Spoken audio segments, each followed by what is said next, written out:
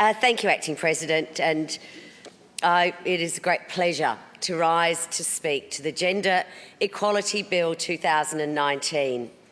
And I think it's really fitting that we are debating this bill on World Day of Social Justice. As other speakers have mentioned, and as we all know, this bill introduces measures to improve the status of women and promote gender equality in Victoria. It will change us. It will change our culture. It will change our future. And equality is one of the reasons why the Sex Party existed. It's why Reason exists. It was the inequality that we saw in many areas of our culture and of our society that almost forced us to stand up and be counted. And as many people have said today, it is that change in gender equality that has led me to be in this chamber amongst so many other fine women and men. Minister Jennings said that this was the perfect name for a piece of legislation, and while I tend to agree with him, I also would like to maybe call it, as a sub-name, the Ivy Webber Bill or piece of legislation, given that she was the first female member who was elected into this House. She was elected as an independent. I've read a lot about her, and I think we would have sparred on some things. She was, although I think she and Mr Jennings may have got along well, she was very much a proponent of the temperance movement. She was, I am not. She was a body sculpturist and a body culturist. She believed in diet, she believed in exercise, she believed in education, she believed in the equality of women. So women and girls, even in this progressive state, even in this progressive country, still experience significant inequality. Gender stereotypes affect children's sense of self from a young age. Boys receive 8 times more attention in the classroom than girls. Girls receive 11% less pocket money than boys. Gender stereotypes affect behaviour, study choices, ambitions, and attitudes about relationships. Girls are still less likely to take part in organised sport. 1 in 3 Australian women over 15 has experienced physical violence. And I think we do have to remember that this is still happening all over this country, and we are seeing the just tragic deaths of women and children as a result, and it does come back to inequality. It does come back to that. That is one, and all the research tells us this, that a more equitable society will lead to less violence in our community. Victorian women still earn 87.6 cents to every dollar earned by men. Although more women than men complete tertiary education, their graduate salaries are less. 1 in every 2 mothers experiences discrimination during pregnancy, on parental leave, or when returning to work. Victorian women do nearly twice as much unpaid work as men. Even in female-dominated industries, we still see, in percentage terms, more men in senior positions. Women retire with half the superannuation savings of men. This affects women's financial security, health and well-being.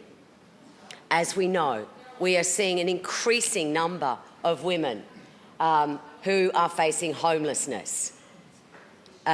This has become incredibly apparent during our inquiry into homelessness. And on the day of social justice, Australia is sliding back in the gender gap. We're now ranked about 44th in the world. When we look at, and I think these are extraordinary, troubling statistics. Tradeswomen Australia has been campaigning about the lack of access of the lack of women across 62 trades in Australia, despite serious shortages in those trades. The participation rate of women is at 2% in those trades, 2%. There's a shortage, but we still are only able to attract 2% of women into those trades. And this has been the same for 25 years. So just hoping that things will change, just hoping that all will be okay is not the answer. We need to do more. We need to remove those structural barriers to equality and change norms, attitudes and behaviours that perpetuate inequality and gender stereotypes. You know, in my own life, I'm sure, and in many of us here, you know, we've been aware of the language around us that perpetuate those stereotypes and attitudes. You know, get some balls, be a man. I wear the pants in this relationship. You throw like a girl, you pussy. Did you get your ball caught in your skirt, your big blouse? Bloody female drivers. This still goes on today, and it entrenches those attitudes. This bill, by taking a stand on inequality, this will change this. This will change the culture. This will change these attitudes. I have no doubt. And certainly, we're getting a lot better than we were. You know, my relative Jessie Street was one of the first women's rights activists and suffragettes. In fact, she campaigned for the inclusion of gender within the discrimination clauses in the UN Charter in 1945. She stood for election twice. She didn't win. And once, when she was making her concession speech to a room full of largely men, they actually turned their backs on her. They turned around and refused to look at the stage while she congratulated the man that had won that seat. Now, I'm pleased to say that that has changed. I'm pleased to say that it's changed with banking. You know, when I set up my first small business, I had to get a man to guarantor my business loan.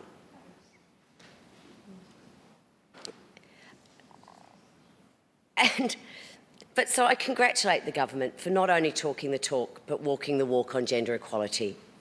I need only to look across the chamber to see that equality in action. I see that the female ministers across the chamber outnumber the male ministers across the chamber. I think one of the most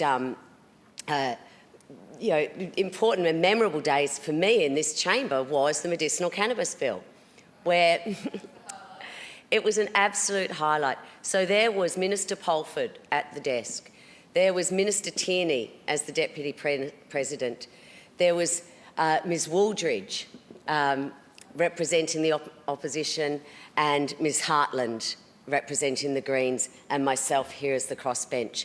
And we, 5 hours, we discussed that bill, and we certainly dissected it, and but we did it in a respectful and helpful way. I think we all came away from that feeling that we understood the bill better, we understood its objectives, we understood how, we understood the terms in that bill and how they would be, understood going forward. This bill's important because it is a first, because it reaches 11% of the workforce. And again, this is about governments providing those levers, which we can do in not just in this area, but in many areas, whether that's on climate change, whether that's on electric cars, but here on gender equality, this is where government can drive us and can provide those levers and signal change more broadly. This weekend, I hope to attend the League of Extraordinary Women. This is a tech conference that will be run here next week. And what they're saying is if we don't do something about gender equality in the tech industry, there will be an 18% gender gap by 2030. And when we look at where the importance of our tech industry, of IT, in our future, in what our future looks like, I want women in there. I want women helping design AI. I want women helping in there designing. I want them to be equal parts of what our future will look like, and our IT sector will be a dominant driver in what our future looks like, whether it's our infrastructure, whether it's the way, how we live, how we work, how we travel. I want to see more women in those areas. And I'm hopeful that this bill will set in train systematic change.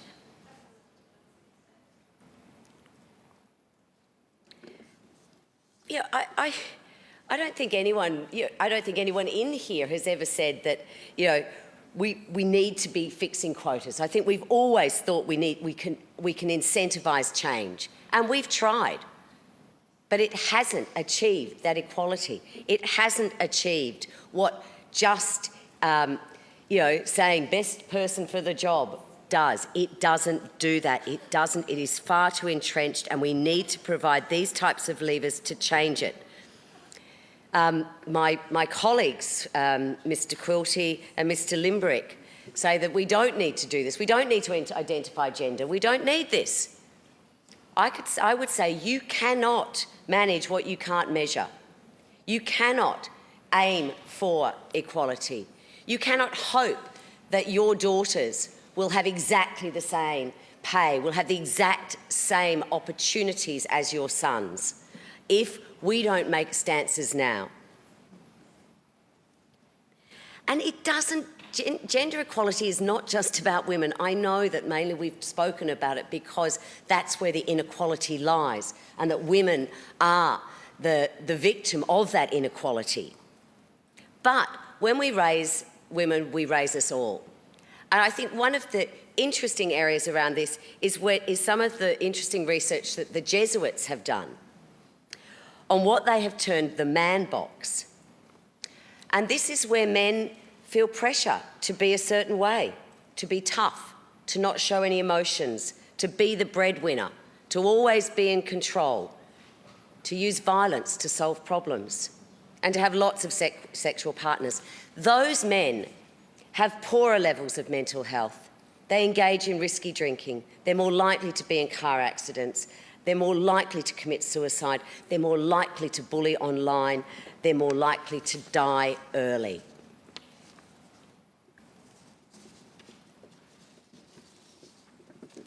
Improving gender equality and equity in the workplace is expected to boost GDP significantly, and it has other flow-on effects, including a reduction in negative health impacts and greater cohesion in our workplace. And I certainly think that we experience that to a certain degree. Probably the biggest complaint is about the temperature in this room. And while researching some of this, I found an interesting study that this has nothing to do about the clothing that women wear, but there is actually women work better when a room is warmer than men.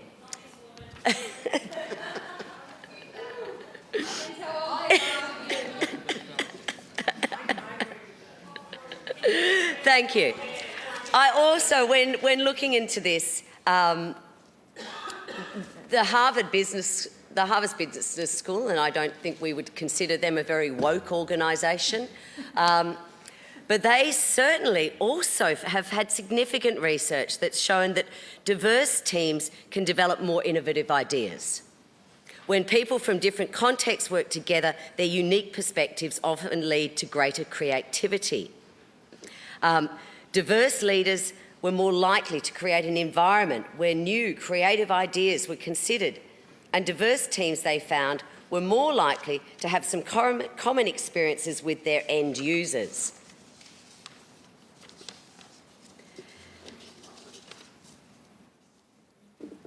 They also found that, when countries and industries don't value women equally, women working in those countries likely don't feel psychologically safe speaking up in their organisations. Even though these women may have innovative ideas, they might hesitate to bring them to the table, and then when that happens, everyone loses. So having more women, having that greater equality, we all win from that. Just as having more women in trades will benefit our economy, so would more men in nursing, in teaching, in childcare.